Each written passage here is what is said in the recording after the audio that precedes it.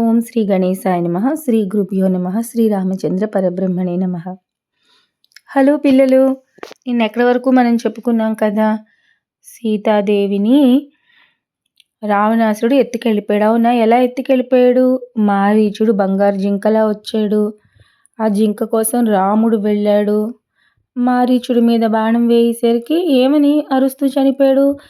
ఆ సీత, ఆ లక్ష్మణ అని అరుస్తూ చనిపోయాడు. అప్పుడు సీతాదేవి లక్ష్మణుని రాముడి కోసం. అవునా?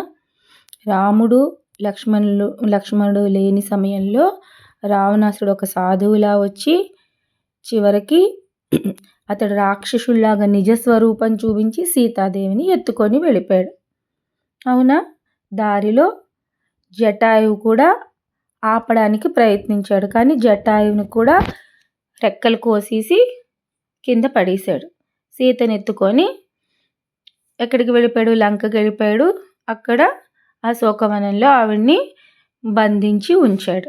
రాక్షసుల్ని కాపలా పెట్టాడు. అవునా? ఈలోపు రాముడు లక్ష్మణుడు ఇక్కడికి వచ్చి సీత కనిపించకపోయేసరికి అంతా వెతికి ఎక్కడా లేకపోయేసరికి రాముడు బాధపడడం మొదలుపెట్టాడు. సీత లేకుండా నేను బ్రతకలేను, నువ్వు అయోధ్యకి వెళ్ళిపో, నేను ఇక్కడే చనిపోతాను అని అన్నాడు. అవునా? అప్పుడు లక్ష్మణుడు అతన్ని ఓదార్చాడు. అన్నయ్య, నువ్వు ఇలా బాధపడుతూ కూర్చుంటే ఎలాగా? నువ్వు ఒక రాజువి, ఇలా బాధపడచ్చా చెప్పు? లే అన్నయ్య, లే, నువ్వు ధైర్యంగా ఉండాలి, నువ్వు ఎంత వీరుడివి, ఎంత గొప్పవాడివి, నువ్వు ఇలా భయపడిపోతే ఎలాగా?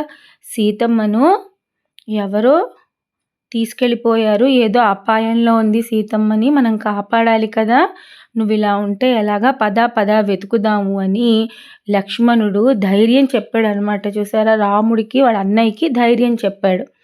ధైర్యం చెప్పి వాళ్ళ అన్నయ్యని లేపి ఇద్దరు కలిపి బయలుదేరారనమాట సీతని వెతకడానికి. సీతమ్మను వెతకడానికి ఇప్పుడు రామలక్ష్మణులు ఇద్దరు బయలుదేరి ఆ అడవిలో అలాగ వెతుకుతున్నారు.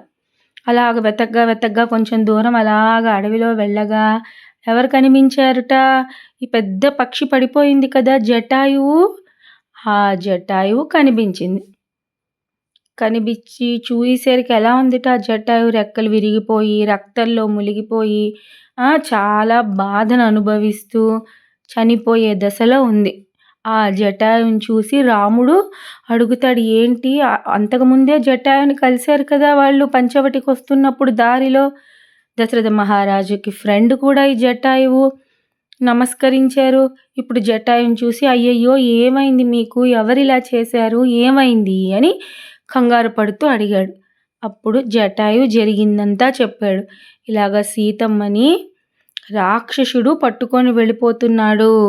ఈ రావణాసురుడి నుంచి సీతమ్మని కాపాడాలని నేను ప్రయత్నించాను, ఎంతో ప్రయత్నించాను, కానీ చివరకు కాపాడలేకపోయాను. నా రెక్కల్ని విరిచేశాడు, తెగ కోసేశాడు ఆ రావణాసురుడు. ఇలా భూమి మీద పడిపోయి నేను ఇలాగా ఉండిపోయాను అని. ఇంకా రాముడు ఆ విషయం తెలుసుకొని ఇంకా అడుగుతున్నాడు అనమాట, ఎటువైపు తీసుకెళ్ళాడు, ఏమైంది, ఎవరి రావణాసురుడు అని అడిగే లోపే పాపం జటాయువు అప్పటికే పాపం బోలంత రక్తము అంతా పోయింది కదా, పాపం ఆ జటాయువు చచ్చిపోతుంది. ఆ పక్షి. రాముడు చాలా బాధపడతాడు. ఏమంటాడో తెలుసా లక్ష్మణుడితోటి? జటాయువు కూడా మన తండ్రి లాంటి వాడే, దశరథ మహారాజు గారికి స్నేహితుడు కాబట్టి జటాయువు కూడా మన తండ్రి లాంటి వాడే కాబట్టి ఇతనికి మనం దహన సంస్కారాలన్నీ చెయ్యాలి అని చెప్పి లక్ష్మణుడి సహాయంతో ఆ పెద్ద పక్షికి దహన సంస్కారాలన్నీ చేస్తారు. చూసారా? పూర్వకాలంలో మన దేశంలో వాళ్ళందరూ కూడా కేవలం మనుషుల్నే కాదు, పక్షులని, పశుపక్షులని అంటే యానిమల్స్ని, బర్డ్స్ని, అలాగే చెట్లని, ప్రకృతిని అంటే ట్రీస్ని, నేచర్ని అన్నిటినీ కూడా వాళ్ళు జాగ్రత్తగా చూసుకునేవారు అనమాట. ఈ ప్రపంచం, ఈ భూమి ఒక్క మన మనుషులకే కాదు, మన మనుషులతో పాటుగా యానిమల్స్ ఉన్నాయి. అవునా? జంతువులు ఉన్నాయి, పక్షులు ఉన్నాయి, అలాగే ఈ చెట్లు ఇవన్నీ ఉన్నాయి. కాబట్టి మనందరం కూడా ఈ భూమి మన ఒక్కళ్ళ కోసమే కాదు, వీటన్నిటి కోసం కూడా మన భూమిని మనం అందుకే జాగ్రత్తగా చూసుకోవాలి. పొల్యూషన్ అలాంటివి ఏమీ లేకుండా పూర్వకాలంలో వాళ్ళు అలాగే చూసుకునేవారు ఈ భూమిని. తెలిసిందా? కాబట్టి ఇలా రామలక్ష్మణులు ఏం చేశారు సుగ్రీవుడికి రామలక్ష్మణులు ఈ జటాయుకి దహన సంస్కారాలన్నీ చేసి ఇంక చివరికి మళ్ళీ అక్కడి నుంచి వాళ్ళిద్దరూ బయలుదేరి ఇప్పుడు వెళ్తున్నారన్నమాట. ఈ రావణాసురుడు ఎక్కడున్నాడో ఏంటో, ఎక్కడికి తీసుకెళ్ళిపోయాడో సీతమ్మని అని వెతుక్కుంటూ ఇంకా అలా అడవిలో ఇంకా అలా ముందుకు వెళ్తున్న అడవిలో బోలెడంతమంది రాక్షసులు కూడా ఉంటారని చెప్పాను కదా. అలా వెళ్తూ ఉండగా ఈ లోపు ఏమైంది తెలుసా? ఒక పెద్ద రాక్షసుడు. వాడు ఎలా ఉన్నాడో తెలుసా? వాడు చెట్టు ఎలా ఉంటుంది, చెట్టు కాండం ట్రీ ట్రంక్ ఎలా ఉంటుంది అలాగ చెట్టు కాండంలాగా వాడికి తల, మొండెం, మెడ ఇవేమీ లేవు. చెట్టు కాండం ఎలా ఉంటుంది ఆ ట్రంక్ లాగే ఉన్నట్ట వాడి బాడీ అంతా. వాడికి ఒకటే కన్ను మధ్యలో ఉందిట కన్ను. ఒక పెద్ద నోరు, ఆ నోరుకి షార్ప్ టీత్. ఆ నోరు ఎక్కడుందో తెలుసా? వాడి గుండెల మీద ఉన్నట్టు ఉన్నదట ఆ నోరు. చెట్టులా ఉన్నాడు కదా, మధ్యలో ఒక పెద్ద కన్ను, ఆ కిందకు ఒక పెద్ద నోరు, ఆ నోరుకి షార్ప్ టీత్, కోసుగా ఉన్న పళ్ళు అలా ఉన్నాయట. ఉండి పెద్ద చేతులట. ఆ చేతులు ఎంత దూరమైనా పొడవుగా వెళ్ళిపోతున్నాయట. ఆ చేతులు ఏం చేసాయో తెలుసా? అలా దూరంగా వెళ్ళిపోతూ ఈ రామలక్ష్మణులు ఇద్దరు వెళ్తూ ఉంటే అడవిలోని వాళ్ళిద్దరిని చెరొక చేత్తో పట్టేసుకుందిట. ఒక చేత్తో రాముణ్ణి, ఒక చేత్తో లక్ష్మణుణ్ణి పట్టేసుకొని వాళ్ళిద్దరిని ఇలా దగ్గరికి తెచ్చేసుకొని ఆ చేతులతో నోట్లో వేసేసుకుందాం, తినిద్దాం అని అనుకుంటున్నట్ట. ఈలోపు వెంటనే రామలక్ష్మణులు ఏం చేశారో తెలుసా? వాళ్ళ దగ్గర కత్తులు ఉన్నాయి కదా, వాళ్ళ దగ్గర ధనుర్బాణాలే కావు, కత్తులు కూడా ఉన్నాయి. ఆ కత్తులు తీసుకొని ఇద్దరు కూడా చెరో చెయ్యిని నరికేశారట. వాళ్ళని ఏ చెయ్యి అయితే పట్టుకున్నదో ఆ చేతిని నరికేశారట. నరికేసరికి చాలా ఇంకా బాధ వచ్చిందనమాట రాక్షసుడికి. వాడికి ప్రాణాలు కూడా పోతున్నాయి. ఇంకప్పుడు వాడు ఏమన్నాడో తెలుసా రామలక్ష్మణులతోటి? నాకెంతో బాధగా ఉంది, ఎంతో నొప్పిగా ఉంది, నేను చనిపోతున్నాను, కానీ ఒకవైపు నాకు చాలా సంతోషంగా ఉందన్నట్టు. ఎందుకలా అన్నాడో తెలుసా? వాడు నిజంగా రాక్షసుడు కాదు. పూర్వకాలంలో వాడు కూడా ఒక గంధర్వుడే, అంటే ఏంజిల్ లాగనమాట. వాడు కూడా ఒక గంధర్వుడే, కానీ వాడు చాలా పాపాలు చేశాడనమాట. దానివల్ల ఒక ముని శాపం ఇచ్చాడు. నువ్వు ఇలా రాక్షసుడిగా మారిపోతావు, నీకు తర్వాత రాముడనే వాడి చేతిలో నీకు శాప విమోచనం అవుతుంది అని. కాబట్టి ఇవాళ నీ వల్లే నాకు శాప విమోచన అవుతుంది. ఇప్పుడు మీరు ఏం చేస్తారంటే ఒక పెద్ద గొయ్య తవ్వి ఆ గొయ్యిలో నన్ను పడేసిండి, నాకు మంట పెట్టిండి, అప్పుడు నాకు పూర్వరూపం మళ్ళీ వస్తుంది, నేను గంధర్వుల్లా మారిపోతాను అని అంటాడు. అంటే రాముడు అంటాడు, సరే అవన్నీ చేస్తాము, కానీ ఇప్పుడు మేము సీతమ్మ గురించి వెతకడానికి వెళుతున్నాం. రావణుడనే రాక్షసుడు పట్టుకెళ్ళిపోయాడు. ఆ రాక్షసుడు ఎవడో నీకు తెలుసా అని అడుగుతాడు. అంటే ఆ కదంబుడు అంటాడు, ఆ రాక్షసుడి పేరు కదంబుడు అనమాట. ఆ రాక్షసుడు అంటాడు, నాకు ఇప్పుడు నేను రాక్షసుల్లా ఉన్నాను కాబట్టి నాకు అవేవి తెలియవు, నేను మళ్ళీ గంధర్వుడిని అయిపోతే నాకు అవన్నీ తెలుస్తాయి, కాబట్టి ముందుగా నాకు మీరు ఒక గోతిలో నన్ను పెట్టేసి నా బాడీకి మీరు నిప్పు పెట్టేయండి అని చెప్తాడు. సరే అని ఒక పెద్ద గొయ్యి తీస్తాడు లక్ష్మణుడు. ఈ రాక్షసుడిని ఆ గొయ్యలో పెట్టేసి నిప్పు పెట్టిస్తారు. అంతే, ఆ నిప్పుల్లోంచి ఆ కదంబుడు అనే రాక్షసుడు ఒక గంధర్వుల్లా మారిపోయి, ఒక దేవదూతలాగా మారిపోయి బయటికి వస్తాడు.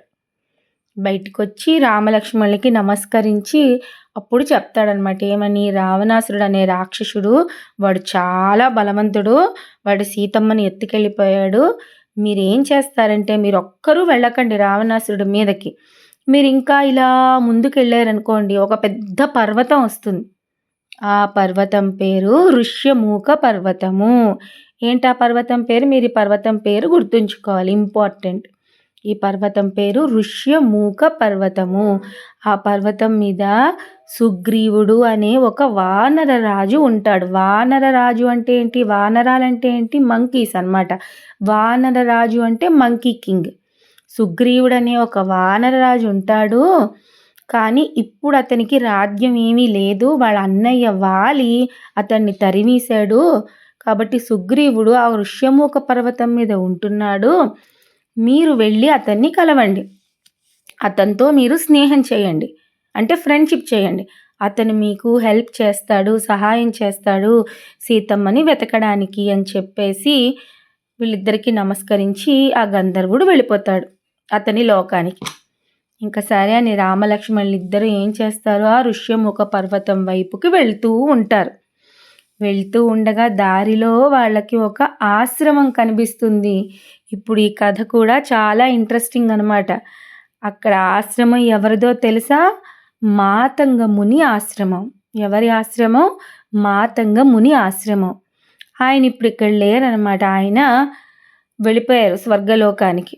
మునులందరూ తపస్సు చేసుకొని విముక్తి పొందినట్టే ఆయన కూడా విముక్తి పొందేశారు. కానీ ఆ ఆశ్రమంలో ఆయన శిష్యురాలు ఒక ఆవిడ ఉంది. ఆవిడ పేరేంటో తెలుసా? శబరి మాత అనమాట. ఆవిడ చాలా ముసిలిదైపోయింది. ఆవిడ చాలా కాలం నుంచి రాముడు గురించే ఎదురు చూస్తోంది. ఎందుకంటే ఈవిడ గురువుగారు ఎవరు? మాతంగ మహర్షి కదా. ఆయన ఏం చెప్పారంటే, రాముడు వస్తాడు, రాముడు వచ్చిన తర్వాతే నీకు విముక్తి వస్తుంది, నువ్వు కూడా ఆ లోకానికి వస్తావు అని. కాబట్టి ఆవిడ అప్పటి నుంచి రాముడి కోసమే ఆ ఆశ్రమంలో అలా ఎదురు చూస్తోంది. చాలా ముసిలావిడైపోయింది. ఎన్నో ఏళ్ళు గడిచిపోయి, చాలా ఇయర్స్ అయిపోయాయి. రోజు ఏం చేసేది, ఆశ్రమం అంతా నీట్గా తుడిచి శుభ్రంగా కళ్ళాపి జల్లి ముగ్గులు వేసి పువ్వుల దారంతా పరిచి, పువ్వులతో దారంతా పరిచి, మంచి మంచి పళ్ళు కోసి తెచ్చిపెట్టి, మంచి మంచి నీరు, తేనె ఇవన్నీ తెచ్చిపెట్టి రాముడి కోసం రోజు ఎదురు చూసేది. కానీ రాముడు వచ్చేవాడు కాదు. అయినా సరే ఆవిడ రోజు ఇలాగే చేసేది. ఏ రోజైనా రాముడు రాకపోతాడా, ఇవాళైనా రాకపోతాడా అని. అలాగ మొత్తానికి ఆవిడ కోరిక ఫలించి ఇప్పుడు రామలక్ష్మణులు ఆ మాతంగ మహర్షి ఆశ్రమం దగ్గరికే వచ్చారు. రామలక్ష్మణుని చూడగానే, రాముడిని చూడగానే శబరి ఎంతో సంతోషించింది, ఎంతో పరవశించిపోయింది అనమాట. ఎదురు వెళ్ళి రామలక్ష్మణుని ఇద్దరిని ఆహ్వానించింది ఆశ్రమంలోకి. కడుక్కోవడానికి, కాళ్ళు కడుక్కోవడానికి నీళ్ళు ఇచ్చింది. ఆశ్రమం అంతా తిప్పి చూపించింది. రామ ఇదిగో ఈ మొక్క చూడు, ఆ చెట్టు చూడు, ఈ పండు చూడు, ఈ పువ్వు చూడు అంటే సంతోషం అనమాట. చూడు, మన ఇంటికి ఎవరైనా మన ఫ్రెండ్స్, మన చుట్టాలు వస్తే మనం అన్నీ చూపిస్తామా? మన ఇల్లంతా చూపిస్తాం, అవునా? మన గది చూపిస్తాం, బొమ్మలు చూపిస్తాం, బుక్స్ చూపిస్తాం. అవన్నీ అలాగే చూపిస్తున్నది అనమాట. శబరి అన్నీ చూపిస్తూ రాముడిని కూర్చోపెట్టింది ఆసనం మీద. చక్కగా మంచి మంచి పళ్ళు ఇచ్చిందిట, తాగడానికి నీరు ఇచ్చిందిట. కొన్ని కథల్లో ఎలా తెలుసా చెప్తారు, వాల్మీకి రామాయణంలో లేదు కానీ కొన్ని కథల్లో ఏం చెప్తారు, శబరి భక్తి ఎంత భక్తో శబరికి రాముడు అంటే తెలియడానికి శబరి రాముడికి ఇచ్చే పళ్ళు బాగున్నాయా లేవా అని టేస్ట్ చూసి ఇచ్చిందట. ఒక్కొక్క పండు చిన్న పిసరు కొరికి ఈ పండు తీపిగా ఉందా లేదా, నేరేడు పళ్ళు ఇస్తున్నదిట. నేరేడు పళ్ళు ఎలా ఉంటాయి? అవి ఎలా ఉంటాయి? కొంచెం పుల్ల పుల్లగా తీయగా ఉంటాయి కదా, బాగున్నాయా లేవా అని ఒక్కొక్క పండు చిన్న చిన్న పిసరు కొరికి ఆ ఎంగిలి పళ్ళే రాముడికి ఇచ్చిందట. ఎంగిలి పళ్ళు మనం ఇంకోళ్ళకి ఇవ్వం కదా, కానీ ఆవిడ భక్తితో ప్రేమతో అలా ఇచ్చిందట. ఆ ఎంగిలి పళ్ళని శబరి భక్తితో ఇచ్చిందని రాముడు కూడా ప్రేమగా తిన్నాడట. అంటే భక్తితో మనం ఇస్తే భగవంతుడు స్వీకరిస్తాడు అని చెప్పడం అనమాట. అలాగ తర్వాత కథల్లో రాశారు. వాల్మీకి రామాయణంలో లేదు కానీ వాల్మీకి రామాయణంలో ఏమనుంది, ఎంతో భక్తితో శబరి ఇచ్చిందట. పళ్ళు, నీరు అవన్నీ కూడా రాముడు చక్కగా తీసుకున్నట్ట. తీసుకొని ఆవిడ్ని ఆశీర్వదించారట. ఆవిడ అప్పుడు విముక్తి పొందిందంట. ఆవిడ కూడా ఈ మునులు, ఋషులు అందరూ ఉన్నటువంటి లోకానికే హాయిగా వెళ్ళిపోయిందనమాట. ఇది శబరి కథ. శబరి మూఢభక్తి అంటారనమాట. అంత భక్తి అనమాట ఆవిడ శబరిమాతకి. సరే, మరి శబరిమాత కథ అయిపోయింది కదా. ఇక రామలక్ష్మణులు ఏం చేశారట, ఆశ్రమం నుంచి అలా ముందుకు వెళ్తూ వెళ్తూ ఆ ఋష్యముఖ పర్వతం వైపుకి వెళ్తున్నారట. ఇది ఇక్కడితో మనకి ఏం కంప్లీట్ అయిందో తెలుసా? అరణ్యకాండ కంప్లీట్ అయింది. ఇప్పటి వరకు ఎన్ని అయ్యాయి కంప్లీటు? 3 కాండలు కంప్లీట్ అయ్యాయి. ఫస్ట్ది ఏంటి? బాలకాండ. సెకండ్ది అయోధ్యాకాండ. థర్డ్ది అరణ్యకాండ. ఇప్పటికి 3 కాండలు కంప్లీట్ అయ్యాయి. బాలకాండ నిండా ఏం కథలు ఉన్నాయి అని చెప్పుకున్నాం మనం. రాముడు పుట్టడం, రాముడు పెరిగి పెద్దవ్వడం, చదువుకోవడం, తర్వాత విశ్వామిత్రుడి వెంట అడవికి వెళ్ళి తాటకిని చంపడం, యాగాన్ని కాపాడడం, విశ్వామిత్రుడు చేసిన యాగాన్ని కాపాడడం, అక్కడి నుంచి మిథిలా నగరానికి వెళ్ళి జనక మహారాజు గారి కుమార్తె సీతమ్మను వివాహం ఆడారు కదా శివధనస్సుని ఎక్కుపెట్టి. తర్వాత మళ్ళీ అయోధ్యకి తిరిగి రావడం, రాముణ్ణి యువరాజుగా పట్టాభిషేకం చేయాలనుకోవడం. అక్కడ వరకు మనం బాలకాండలో తెలుసుకున్నాం. తర్వాత అయోధ్యకాండలో ఏమైంది? ఇలాగ రాముని యువరాజుగా పట్టాభిషేకం చేయాలనుకున్నారు. కానీ కైకమ్మ ఒప్పుకోలేదు. 2 వరాలు అడిగింది. ఒకటి, రాముణ్ణి కాదు భరతుణ్ణి రాజుని చెయ్యాలి, రాముణ్ణి 14 ఏళ్ళు వనవాసానికి పంపించాలని. చివరికి అదే జరిగింది. రాముడు వనవాసానికి వచ్చాడు. రాముడితో పాటు సీతా లక్ష్మణుడు కూడా వచ్చాడు. ఇదంతా తెలిసి భరతుడు కూడా ఏమన్నాడు, నాకు ఈ రాజ్యం వద్దు, ఏమి వద్దు అని అతను కూడా అడవులకే వెళ్ళి అన్నయ్యని మళ్ళీ తిరిగి రమ్మన్నాడు. రాముడు ఒప్పుకోక అతని పాదుకల్ని ఇచ్చాడు. ఆ పాదుకల్ని అడిగాడు కదా భరతుడు, ఆ పాదుకలకే పట్టాభిషేకం చేశాడు. రాముడికి ప్రతినిధిగా భరతుడు కూడా ఎలాగా నారచీరలన్నీ కట్టుకొని నందిగ్రామం అనే ఊర్లో ఉంటూ రాజ్యాన్ని చేయడం మొదలుపెట్టాడు. అవునా? అక్కడ వరకు ఏమైంది? అయోధ్యకాండ అయింది. తర్వాత ఈ అరణ్యకాండ అంతా ఏంటి? రామాయణంలో ఈ రాముడు సీత లక్ష్మణుడు వీళ్ళంతా అరణ్యాలలో అంటే ఫారెస్ట్లలో తిరగడం, ఎందరో మహర్షుల్ని కలిశారు. అగస్త్య మహర్షిని కలిశారు. అవునా? చిత్రకూట పర్వతం మీద ఉన్నారు. అక్కడి నుంచి వచ్చేసారు. చిత్రకూట పర్వతం మీద ఎక్కడున్నారు? అయోధ్యకాండ చివరిలో చిత్రకూట పర్వతం మీద ఉన్నారు. అవునా? అరణ్యకాండ స్టార్టింగ్లో ఆ చిత్రకూట పర్వతం నుంచి వచ్చేసారు. అగస్త్య మహర్షిని కలిశారు. తర్వాత పంచవటి దగ్గర ఉన్నారు. అవునా? తర్వాత జటాయుని కలిశారు. ఇప్పుడు ఇక్కడ పంచవటి దగ్గర ఉండగా ఏమైంది? మారీచుడు వచ్చాడు. మారీచుడి కన్నా ముందు ఎవరు వచ్చాడు? శూర్పణఖ వచ్చింది. రాముణ్ణి పెళ్లి చేసుకోమన్నది. లక్ష్మణుడు చివరికి ముక్కు చెవులు కోసి పంపించాడు. కరదూషణల్ని పంపించింది. కరదూషణల్ని కూడా చంపేశారు. చివరికి రావణాసురుడు ఏం చేశారు? మారీచుడి సహాయంతో మారీచుడు బంగారు జింకగా రావడం, రామలక్ష్మణులు లేని సమయంలో సీతాదేవిని ఎత్తుకెళ్ళిపోవడం జరిగింది. తర్వాత సీతమ్మని వెతుక్కుంటూ ఇలాగ వెళ్ళారు. జటాయు చెప్పింది రావణాసురుడు పట్టుకెళ్ళిపోయాడని. తర్వాత కదంబుడు చెప్పాడు. ఏమని చెప్పాడు? కదంబుడు అనే రాక్షసుడు సుగ్రీవుడితో మీరు ఫ్రెండ్షిప్ చెయ్యండి అని చెప్పాడు. అవునా? ఇప్పుడు సుగ్రీవుడి దగ్గరికి ఋష్యముఖ పర్వతం దగ్గరికి వెళ్తున్నాడు. ఇది అరణ్యకాండ. ఇప్పటి వరకు జరిగిన రామాయణ స్టోరీ ఇదనమాట. ఇన్ బ్రీఫ్ మీకు మళ్ళీ అంతా ఒకసారి గుర్తు రావడానికి చెప్పాను. రేపటి నుంచి మనం చెప్పుకునే కథలో నెక్స్ట్ చాప్టర్ స్టార్ట్ అవుతుందన్నమాట. అదేంటంటే కిష్కింధకాండ. కిష్కింధకాండ అంటే మంకీస్ ఉన్నటువంటి రాజ్యం గురించి ఆ కథలు అన్నీ స్టార్ట్ అవుతాయి. గ్రేట్ హీరో కూడా వస్తారు. ఎవరు చెప్పండి? మంకీస్లో గ్రేట్ హీరో హనుమంతుడు కూడా వస్తాడు ఈ కిష్కింధకాండలో. ఆ కథలన్నీ మనం రేపటి నుంచి చెప్పుకుందాం. సరేనా? మరి నిన్నటి కథలో మిమ్మల్ని 3 క్వశ్చన్స్ అడిగాను. అవునా? ఆ 3 క్వశ్చన్స్కి సమాధానాలు ఏంటో ఇవాళ మనం తెలుసుకుందాం. చూడండి, మీలాగే ఒక క్వశ్చన్కి ఆన్సర్స్ ఒక్కొక్కటి చెప్తాను, వినండి. మీరు రాసిన వాటికి కరెక్టో కాదో మీరు ఒకసారి చూసుకోండి. లక్ష్మణుడు ఏ రాక్షసికి ముక్కు చెవులు కోశాడు? ఆన్సర్ శూర్పణఖ. లంకాధిపతి ఎవరు? ఆన్సర్ రావణాసురుడు. మాయాజింకగా వచ్చిన రాక్షసుడు ఎవరు? ఆన్సర్ మారీచుడు. మరి ఇవాళ 3 క్వశ్చన్స్ అడుగుతాను. వాటి ఆన్సర్స్ ఏంటో మీకు తెలుసో లేదో చూసుకోండి. ఫస్ట్ క్వశ్చన్, రామలక్ష్మణులు ఏ రాక్షసుడికి 2 చేతుల్ని తెగగోశారు? పెద్ద రాక్షసుడు ఉన్నాడు, వాడికి పెద్ద చేతులు ఉన్నాయి. ఆ రాక్షసుడికి 2 చేతులు కోసారు. ఆ రాక్షసుడి పేరు ఏంటి? అది ఫస్ట్ క్వశ్చన్. సెకండ్ క్వశ్చన్, రామలక్ష్మణులు ఏ వానరరాజు సహాయం కోరడానికి వెళతారు? ఆ రాక్షసుడే చెప్పాడు, మీరు ఆ వానరరాజు సహాయం కోరండి అని. ఆ వానరం ఎవరు? థర్డ్ క్వశ్చన్, రాముడికి పళ్ళు ఇచ్చిన వృద్ధ స్త్రీ, రాముడికి పళ్ళు ఇచ్చిన ముసలి భక్తురాలు ఎవరు? అది థర్డ్ క్వశ్చన్. ఈ 3టికి ఆన్సర్స్ తెలిస్తే మీరు మన కామెంట్ సెక్షన్లో పెట్టండి. సరేనా? రేపటి కథలో మళ్ళీ మనం కలుద్దాం. ఉంటాను పిల్లలు. బాయ్.